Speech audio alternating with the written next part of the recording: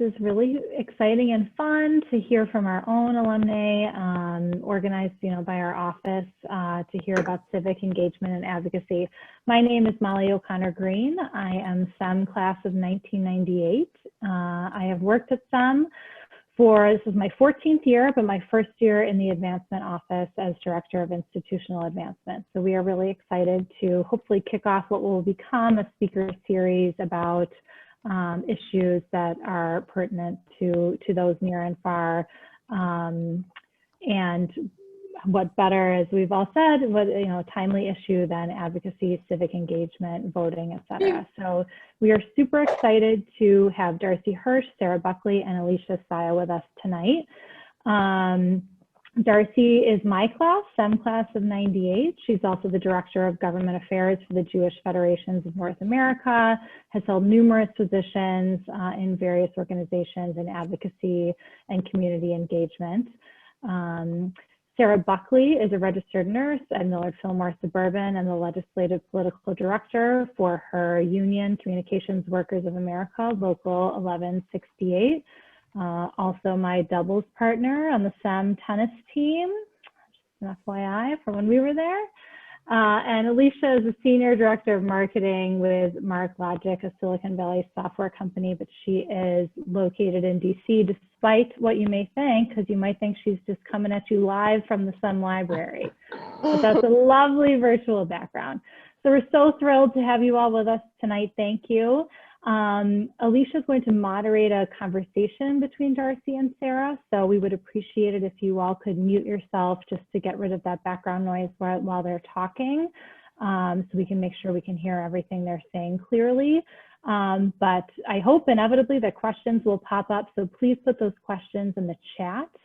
Alicia and Juliana are going to be looking at those questions and compiling them or interjecting when one of those questions seems appropriate for what we're talking about. So we're excited to be here. We're happy to have you, and take it away, you three. All right, fantastic. Thanks so much, Molly. And no worries, we will be watching the clock to make sure that this wraps up in plenty of time for those of you who are planning to watch the debate this evening. There's a lot of interest in that, and we do want this to be interactive. So please, we encourage you. When Sarah and Darcy and I were prepping for this call last week, we've actually got some questions coming up later that we'll be directing at all of you. So, we will want that participation. So chime in on the chat in the meantime, and then later on, we're actually probably going to open up some of the lines, or you can always come off mute yourself if you've got something to say. This is being recorded, so if you miss anything or afterwards, you say, hey guys, this was an amazing session. Y'all should listen to it. It will be available from the SEM website. So let's kick this off, with a question just to kind of level set to Darcy and Sarah. What is advocacy really? Could you just kind of define it? Because I think people might think of it in a lot of different ways. That's a really good question. So first of all, I just want to thank, I want to thank Molly and Juliana and Alicia and everyone for organizing this. Thank you, Helen. It's just so awesome to be here and talk to fellow alumni and be here with my friend Sarah to talk about something that I'm passionate about and work on every day. So advocacy can really mean a lot of things. In the simplest sense, it's speaking out to decision makers about stuff that's important to you. It could be advocating to a teacher about your needs or your boss. When we talk about legislative advocacy, it's advocating to policymakers. I'm a registered federal lobbyist, so when I think about advocacy, I'm talking about direct lobbying, but I'm also working on grassroots advocacy, where I work on educating community members about issues that affect them and engage them in communications so that they reach out to their elected officials via email, phone, etc. I think Sarah? Yeah, I also just want to thank everyone that helped make this possible. It's so exciting to be a part of the first of a series of talks, which I'm sure will be really interesting. And it's just wonderful to be connected back with SEM, and I just appreciate everyone who is keeping SEM alive and keeping the alumni community alive. So I just want to thank you all very much. And also really excited to be here with like old friends.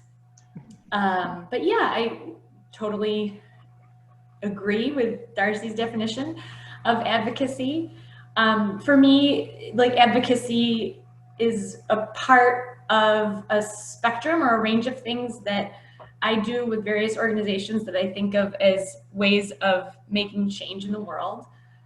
I would describe the range as going from sort of like what Darcy described as like advocating for a teacher for what you need, for example, as like a sort of like self-advocacy, and then slowly progressing to maybe things like direct service, where you're maybe helping someone access governmental services, or more like charity, giving to a cause, for example.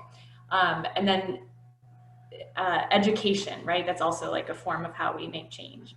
And then from education, I would go to advocacy, which for me means speaking on behalf of others, sometimes to elected officials, sometimes it would be like I'm a part of a union. So part of advocacy for a union might be being on a bargaining committee where you're representing folks and advocating for better working conditions within that context of bargaining a contract.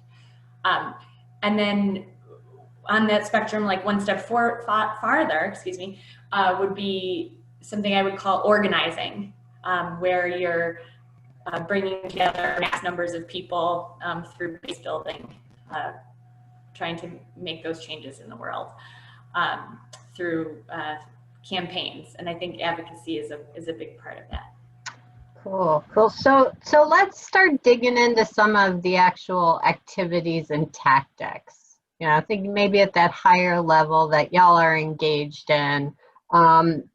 You know, both generally, and if you can pull out any specific examples of things that you have done from an advocacy perspective. I wonder if this actually might be a nice time if people feel comfortable, because I look out at the 22 folks here, and I just have a strong feeling that there's a lot of experience in the Zoom room of tactics and strategies and folks who have engaged in various kinds of advocacy. And I don't know how people would be comfortable maybe putting something in the chat about maybe your favorite thing you've done in terms of advocacy, or an organization maybe you've done advocacy with. Somehow I think if you're here, you maybe already have some experience in this realm. I don't know if we're big put things in the chat, people. Yeah. Hey, I'll kick it off, because we were talking when we were talking last week. You said I should speak up about this. So I'm gonna chime in, and because I didn't even realize, this is why I asked for the definition of advocacy, because I didn't realize that what I was doing was advocacy. You know, we had speeders on my street, and it's a neighborhood, a residential neighborhood, 25-mile-per-hour speed limit, and you know, families, dogs, kids walking around. It was definitely unsafe. So a few of us neighbors got together and worked with the county, and you know, figured out the process for doing an evaluation, for getting speed humps, you know, or other traffic calming measures on the street. And gosh, I was, you know, knocking door to door, getting people, because you had to have a certain percentage of people on the street agree to the traffic calming measures after, you know, we came up with a proposal. And we actually wound up with, our county rep told us we had the highest volume of, you know, returned responses in the affirmative for the proposal, like from a percentage perspective, that they had ever seen. So we were engaged. That's amazing. So Alicia told us that story when we spoke last week, and I said, that's exactly advocacy. You know, people think about advocacy, they think of federal lobbying, they think about your presidential election, they think about their members of Congress. And I've been involved on the local, state, and federal levels, and now I'm working with Congress, and I can tell you about that later. But you know, one of the most effective advocacy campaigns I was ever involved with was on the DC Council. So the District of Columbia has its own government. It's not just part of the federal government. And the DC Council had levied an obscure water tax on on houses of worship that was based on the amount of square footage of your parking lot or your cemetery. So these like old churches, old synagogues that had very little money, but had very large cemeteries and very large parking lots, were paying hundreds of thousands of dollars for this water tax that was actually being used to clean up the Anacostia River that runs around DC. And churches were actually going out of business because they couldn't afford, they'd owned this land for years and they couldn't afford to pay this tax. So an interfaith coalition of advocates banded together, like unlikely advocates. I was working with a Catholic conference, and there were Black churches from the other side of the river. I mean, people who had traditionally not lobbied together. We banded together, we wrote letters to the editor, we got the news involved, we demanded a hearing, we wrote testimony. And after about a year of advocacy together, the DC Council didn't repeal the tax, but they actually allocated some funding in the budget to help houses of worship that were having difficulty paying the tax, pay the tax. And it was huge. Because of our work, we banded together in less than a year and secured support for needy institutions. So, I mean, that's just one example. You know, we talk about the gridlock on the Hill, but when we look in our own backyard, there's so much that we can do. We had a kind of explosion from the chat. Thank you, Darcy. It's nice to hear exactly what you do and how you do it. But we did have a couple of things come up in the chat I think could be helpful. Hillary Hardnett, Alicia's classmate, is willing to talk a little bit about her advocacy. If Hillary, if you'd like to unmute and share. Sure. So one of the things that has made 2020 particularly unsettling is the violence that's erupted over systemic racism in this country. And my university is, I'll say probably at the edge of the curve, not really ahead of it, but anyway, we now have a university level committee on justice, equity, diversity, and inclusion. I'm chairing that committee. And we are saying the things to the administration they don't really want to hear about what has to be changed if the university is going to become an anti-racist institution. And it's going to cost money, and we're happy to help them come up with strategies and plans for things that can actually be done that will make a difference. It's pretty exciting. Cool. I know the specific question was about tactics. So yes. I wonder. So far we've had, committees, we've had door knocking, we've had letter writing. What have I forgotten? So I did a lot of work in my past career in education and education reform. And so trying to get state legislatures or even Los Angeles or certain municipalities to adopt charter school laws, for example. And so a lot of the work we had to do for advocacy was in order to empower a lot of minority parents or low-income parents, we had to give them some tools and resources. So a lot of it, we had to provide childcare.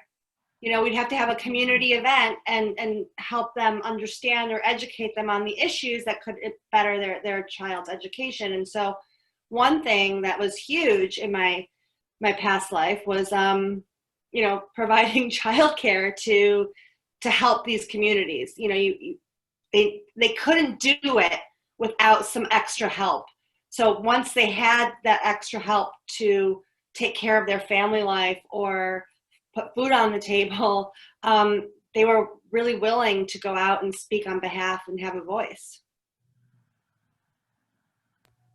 Very cool. Oh, and to answer, I see Carrie chimed in, what tools, if any?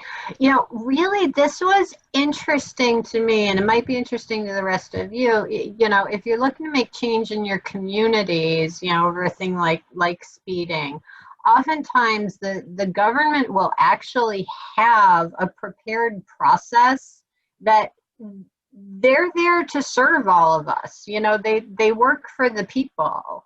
And we actually, you know, it was a multi-step process. They laid it all out in paperwork. And, you know, it was everything from the traffic study that they conducted, seeing did we meet the threshold for traffic calming measures. You know, they had proposals for different ones based on their engineering team. And then actually convincing the neighborhood was up to us. And there were, again, some requirements that the county had laid out in terms of, you know, first off, they had a form that the people had to sign, you know, where these speed humps were actually going to go, you know, at that property. And then also they gave us instructions in terms of what the kind of official petition, if I can't think of a better word, but you know, that you handed out to everyone, at least a certain percentage of the people on the street had to send back this form. And they told us what it needed to include. Now, one thing that we added in was we included pre-addressed, pre-stamped envelopes with our forms as we slipped them under everyone's door. And we actually, before we gave those forms, we went door to door to talk to people to tell them to expect the forms. And when they got them to, you know, fill them out and please complete them, and explained all of that to them. So those are the tools that we used. Yeah, I think I got my start of in advocacy through a similarly like grassroots effort out in the country. We had, I live in sort of a rural area in Western New York, and at some point there was a landman who worked for a gas company who came to my door and wanted the mineral rights for my property.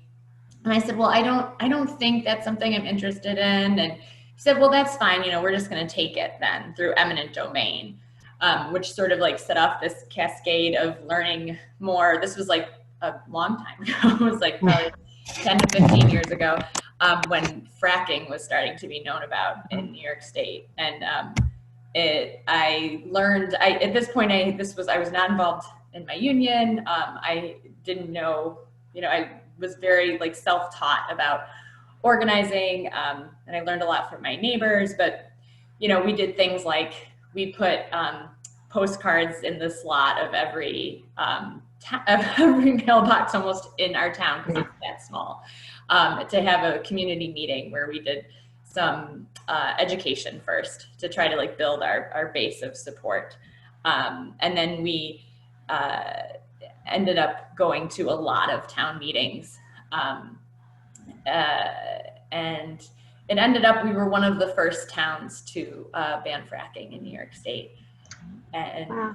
So is that what kind of set you on the road to getting involved in advocacy on a professional level? Yeah, I really like, and at the time it was very, you know, it was sort of like, well, we got this passed in our town, and the group of folks that I worked with, you know, we built really good, nice relationships. And I think that's one of my favorite things about, you know, advocacy organizing is that we built relationships and we built skills. And then, so for me, my interest after banning fracking in my town was to then like bring that to other towns. And that is what I did. Like, it was sort of like a family affair. I did it with like family and friends throughout Western New York, and also worked on the state level where, you know, and there ended up being a state fracking ban. But the group of folks I worked with in the beginning, like, took on other issues in the town, like that they wanted a more accessible park, the town park, and they ended up taking that to the board and trying to stop a compressor station from getting put in right next to a trailer park. So that's one of my favorite things. It's been about advocacy, is the relationships you build and the skills you build that help for whatever fight there is. All right, so we got local and we got state. Now, Darcy, I'm going to pick on you a little bit here because you're doing some of this stuff at the federal level as well. So, you know, I think it would be interesting, you know, how did you kind of come to what you do? And if you could tell people a little bit more about the kinds of things you get engaged in. Sure. So Sarah was just talking about relationship building, and that's something I really miss from my work on the state and local level, but I get to do it. I get to do it on the Hill too. So, I mean, I was never politically involved growing up in college. I thought the only way to make change was to sue somebody. So I went to law school. And after law school, I was really engaged in human rights and prisoners' rights. And I actually worked for a nonprofit that monitors prison conditions in New York State. And what I learned doing that work is that if you are armed with the right kind of information, so we were tracking prisoners' rights abuses in New York State, you show up at the legislature, you're the one with that information, and you can compel them to make change. And that's when I really got my hands dirty doing advocacy, advocating for substance abuse treatment and mental health care for inmates in New York. And I developed a love for advocacy, and I took that back to the faith community, where I lobbied in New York on some issues, and then I moved down to the DC area and I lobbied in Virginia on behalf of the faith community. And what I really did was organize people in the way that Sarah mentioned, educating them on the issues about why it resonates with their values and how their voice can make a difference. And a lot of that it's building relationships with the community, but it's building relationships with their legislators. It's making sure that they know who you are, they know where you live, they know where you live, where your synagogue is, where your church is, where your social service agency is, what's happening in your backyard, because you're the ones that vote for them. And in many cases, your state and local legislators are going to rise up through the ranks, and those are then going to be your members of Congress. So it really is all about relationship building. So today I work in DC, I represent, so I used to work for kind of a local Jewish philanthropy. Now I represent all of the Jewish philanthropies. It's kind of a United Way model. They raise money from the Jewish community, which they then disseminate to human service agencies around the country. So I'm actually representing human service providers, which, during COVID over the last 7 months has been really exciting and meaningful to represent the agencies that are providing frontline care to people in need. So older adults, people who need counseling, people with disabilities, people who are food insecure. So we've really been kind of pounding the halls of Congress, making sure that these stimulus packages are supporting Americans in the way that they need to be supported. And I mean, we've had a lot of wins. I mean, people talk about the gridlock in DC and how nothing's getting done. And we look about the rhetoric and how people aren't working across the aisle. But over the past 7 months, we've passed 3 stimulus packages and spent over $4 trillion in ways that the government hasn't in years. So while it's difficult, things are getting done, and things are getting done in a bipartisan way to support people who are in need. Now, people will say there's not enough support. And yeah. That's why they've been working for months on a 4th stimulus package, which we are actually hoping might come to fruition today, but it's looking like nothing's going to happen before the election. But as far as my work goes, we've been working hard to advocate for flexibilities in federal programming to make sure that people who are stuck at home can get mental health care and have that covered by Medicaid and Medicare, and that people receiving SNAP can use their SNAP benefits online if they're not able to go to the store. So there's all of these things, you know, you think about the stimulus checks and the bailout for the airlines and the hotels, and that's all important. But there are also very technical things that help support people in need. So it's fun to work on that. And I see a question came in, you know, really good question here from Carrie. Is how do you get attention from and build relationships with your state and national legislators when they're pulled in multiple directions, have all these different priorities? You know, how do you actually make that happen?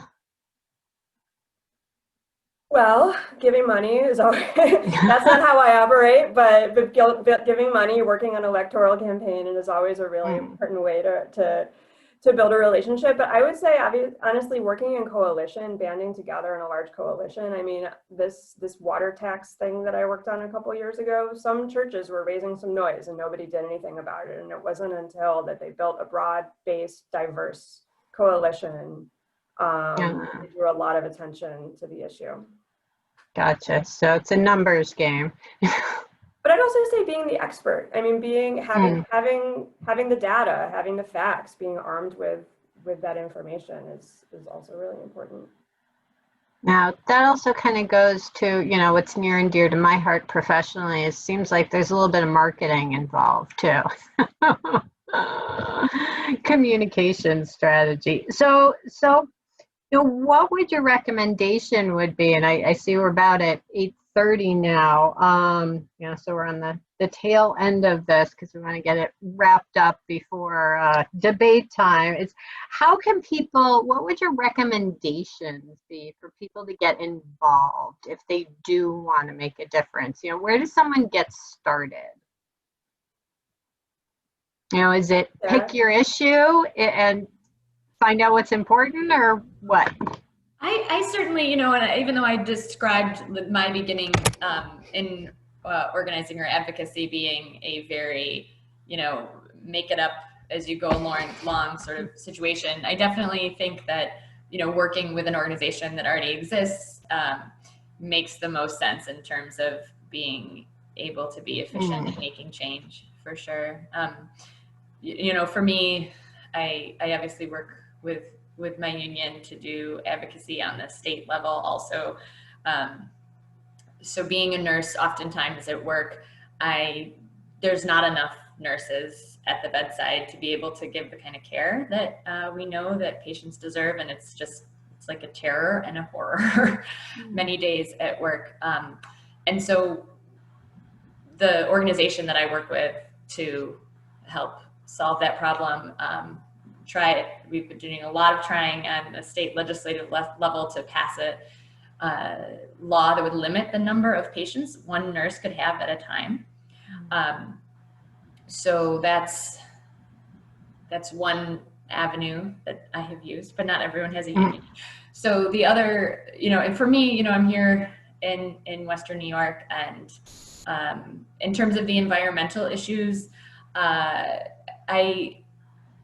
there's one organization that was actually supportive. We were trying to do some air sampling, like do DIY air sampling around this compressor station, and Clean Air Coalition, which is a local Western New York organization, works incredibly well on local campaigns, which I think obviously, like working on $1 trillion stimulus packages, I can hardly think of something that's more important than that. But oftentimes, if you feel like, oh, I'm one person, I don't know, you know, do the postcard, make the call that the big organizations tell you. But on the local level, you can make such a big impact. And I feel like Clean Air Coalition in Buffalo is one of the organizations that I know that does amazing environmental work that's very local, and it's also like based in environmental justice principles. So communities that are directly impacted by toxins, you know, tend to be lower income, tend to have less of a voice. And so they, you know, specifically, I was in this rural area that we had, the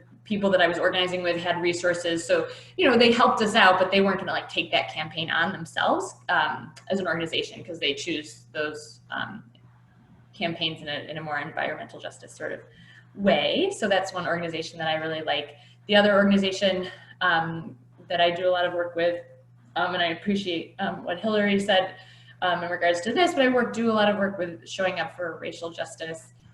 Buffalo has a chapter, but there's chapters all over. And I've been doing a lot of work with them for like the last 4 years, and we've been doing everything from raising money. We're primarily like organizing white communities against white supremacy, but we work in accountability with people of color-led organizations, like the Movement for Black Lives on the national level, and locally there's an organization called Black Love Resists in the Rust, which is we're accountable to. So we have done things like raising money for Black Love Resists in the Rust, but also anything from electoral work, like canvassing, to direct action or civil disobedience. So those are my 3 plugs for local organizations. Okay, so like find your people and band together. Okay, that makes sense. Darcy, you got something to add here? Yeah, I mean, definitely find your issue. I would say start building a relationship with your local elected official. I mean, I know my DC council member has office hours. I mean, with COVID, they've been kind of limited, but I signed up for, sign up for their email, their weekly emails, follow them on Twitter, follow them on Facebook, show up at their office hours. I mean, be a friendly face. It's really important to start building that relationship. And I would also just say to do something. Don't let fear of not making some huge impact stop you. Send an email. If someone sends you an action alert, just click through, send the email, make a phone call to your local member of Congress's office. If you want to do phone banking for the election and you don't feel like you can commit to every night for the next 2 weeks until the election, just do it once. I think it's just important to not let barriers stop us from just getting our hands dirty and getting started. Gotcha. And for those of you who are interested in the organizations that Sarah just mentioned, she's put the links to them in the chat, so you can check those out. And yeah, I'm seeing some more stuff coming in from Cara and from Carrie. What can you comment, Darcy, on kind of what motivates younger voices to get active and get out and vote or become an active advocate?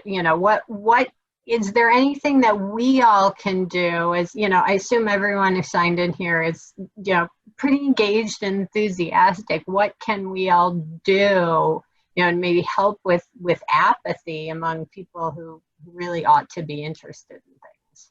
I mean, that's the common question, right? I actually worked, I ran a summer advocacy program for 1,000 young people this summer, which is crazy. Wow. I don't know how it happened, but you connect with them on issues that matter to them and show them that just complaining on Facebook or Twitter or Instagram isn't going to solve the problem.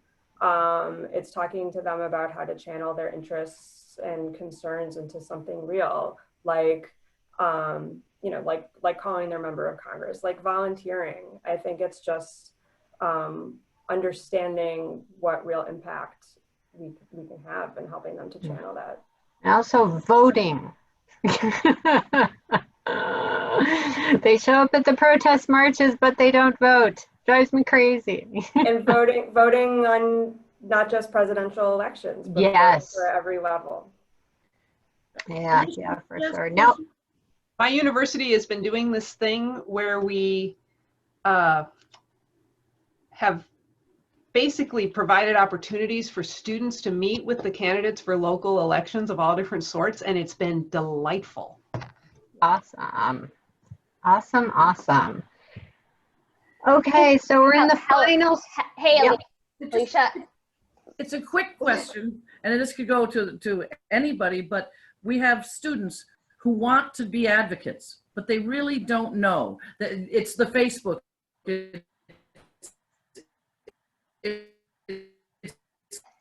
Helen, it's the complaint, and I want to teach how to be an effective advocate. We have a big dress code coming up. It's a big dress code. Look at it. How do I teach students to be good advocates? They're trying to get a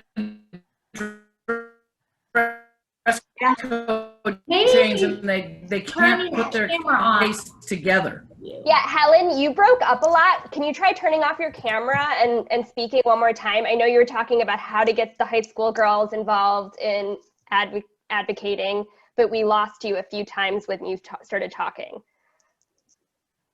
I think she'll type, but I will just say, I think what she's trying to say is like sort of to Darcy's point of kind of like on Twitter and Facebook, my dress code's so unfair. Students need skills to be. Yeah. So Yeah. I want to hear what Sarah has to say, but so actually we've been working with the young people I've been working with. We've been talking a lot about civil discourse and how to have positive conversations. I'm sure that's something you're working on at SEM as well. But we actually had an incident this summer where we put together a bipartisan congressional town hall for these young people. I had 2 Republicans, I had 2 Democrats. It was wonderfully balanced. And a lot of the young people said, how could you invite this Republican, blah, blah, blah, blah, blah. I'm never going to participate in any of your stuff again. And we said, okay, hold on. This is the problem, right? Like this is the behavior that we're trying not to replicate. It's what we're seeing from, in many ways, we see it from the top down with our leadership, and we need to model for them how to have civil conversations, how to move forward together, and how important it is to listen to the other side, even if what the other side is saying is going like deep to, you know, your values.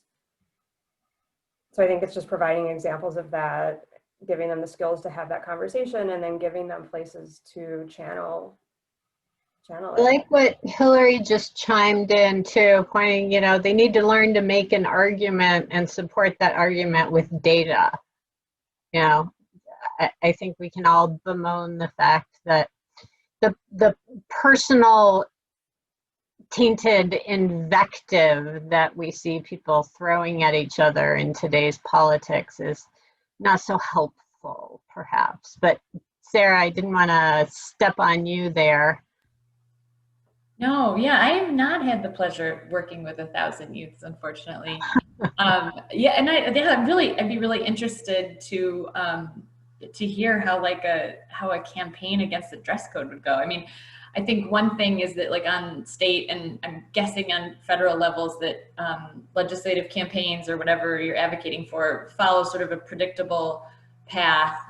Like Alicia described on the town level, there's like a predictable path where you're like, okay, you do postcards and then, you know, you do a bunch of postcards and you hand them in to the elected official that you're targeting to show that you have a lot of people behind you. You do a petition, you do letters to the editor, but I would be interested to hear like what tactics would you use for a Buffalo Seminary thing? You try to have a town hall of some sort to get people to speak out on the issue. I mean, like I think that, you know, one of my colleagues often says that the tactics, there's no like creative campaign things that you're not going to think of some clever new thing that nobody's thought of before. It's like postcards, letters, emails, petitions. Yeah. So I would be interested, I would just say, about what that would look like. But maybe it means, you know, because I don't think actually, you know, we know about the civil rights movement and we know about Rosa Parks, but I think a lot of people think, for example, that Rosa Parks like was just a woman who decided, you know, not to give up her seat one day. But obviously there's like a whole science and history to organizing and advocacy, and certainly, you know, looking at an example of how, you know, for example, Rosa Parks' story, you know, she was like a very trained organizer. People chose her in her movement to do the things she did. You know, I think that we don't know as regular folks how change actually happens in terms of like the nitty gritty, and learning that nitty gritty, like, you know, Kara was describing the door knocking, all the tedious work that has to happen, but also all the wonderful work in terms of relationship building. Vis-a-vis this dress code thing, right? at the very least, it's like, is the problem that the dress code is perceived as too restrictive? Is the problem that it's perceived as unstylish? Is the problem that it's perceived as old-fashioned? The direction one would take in terms of how to argue that problem is very different depending on what the stakeholders' concern is. Right? Alicia will remember this. Our dress code included no white painter's pants. Well, I can assure you, in 1984, none of us were going to be caught dead in white painter's pants, and so we didn't care. We did care about not being able to wear jeans, but you know.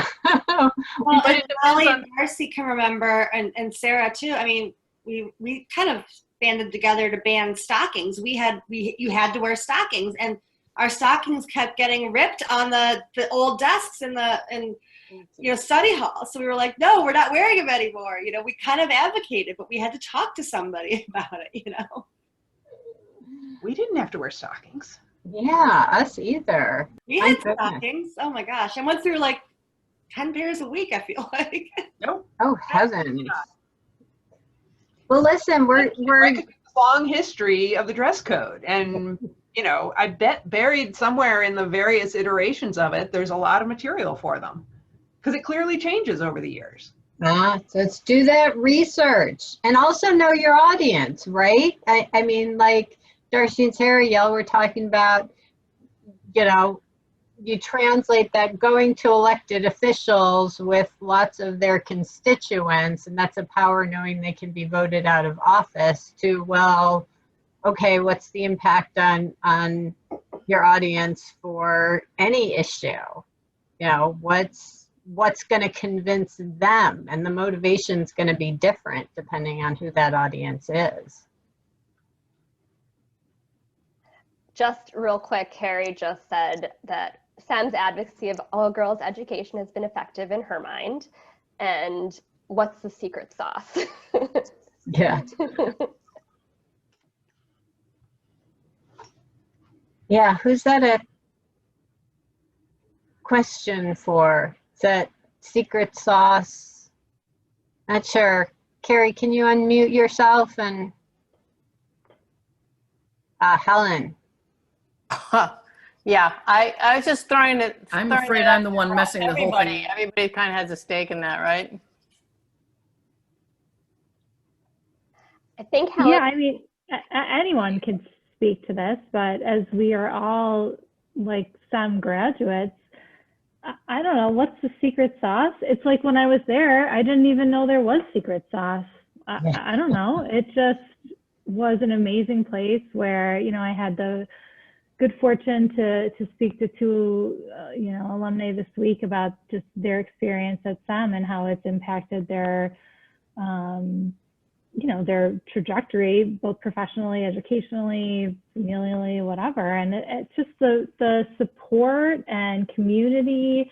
And the number one thing that we hear a lot is sort of what Sarah and Darcy are talking exactly about, your willingness to take risks and not be afraid to fail, and not, being in that small community at SEM to start with, where you're not afraid to get up on stage in the chapel for a Hornet Jacket event or whatever it is, because you know that your community is with you. And I think that gives you courage and confidence to go on to, I think we're talking about the local, regional, state, federal level, to say, hey, this is what I think. And, whether you're with me or not, this is what I think, and I'm sticking to my guns. So I feel like I've heard that, I feel that, and I've heard that loudly and clearly in the last few days as well. Well, a piece that follows from that, right? When we were there was the phrase was girls can do everything, and nobody else was going to do it since we were the only ones there. And so there was a clear sense that there was nothing stopping you from doing something. And I think with advocacy, you have to sort of jump in with both feet and say, I'm doing this. Yeah. Yeah, it's a really good point. Yeah, nothing was stopping us. And indeed, we had a community that was encouraging us to take action. Which isn't to say there wasn't ridicule when you said certain things on the stage of the chapel. I'm still reminded about certain things every now and then, but it was friendly. Oh my goodness. Yes, indeed. Well, listen, we're 10 minutes before 9. I think we should probably wrap things up here. This is such a great discussion. Oh my gosh. I really want to thank, Molly for bringing this topic to our attention on the Heads Council and, advocating for this this session. And thank you so much, for introducing me to Darcy and Sarah. Thank you, both of you, for participating in this. And, good luck in all your future activities. We're going to do it again. Thank Yeah. you.